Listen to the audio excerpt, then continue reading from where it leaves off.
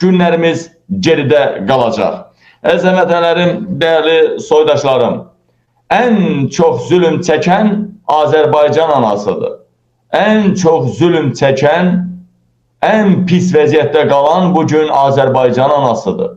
Eləcə də o anaların həqiqətən arxasında, yanında duran bir kişi cinsiyyətindən olan və ya kişiliyi də olarsa daha gözəl olar. Belə hamısı çətin vəziyyətdədir. Xüsusilə evin yükünü daşıyan, körpə balalarını, dağılmış ailəsini toparlamaq istəyən, balalarına baxmaq istəyən, bilirsiniz evlərdən çox boşanan var, Allah lənət eləsin İlham Əliyə. Ey demokratiya sevənlər, ey bu hakimiyyəti sevməyən ana bacılarımız, hamınızın bayramını təbrik edirəm. Kimliyinə asılı olmayaraq, ya şəhid anası belə olsa, şəhidinin qanını satan ana olsa belə, İlham sevənlər hamısı qancıqdır, qancıq, it qancığıdır.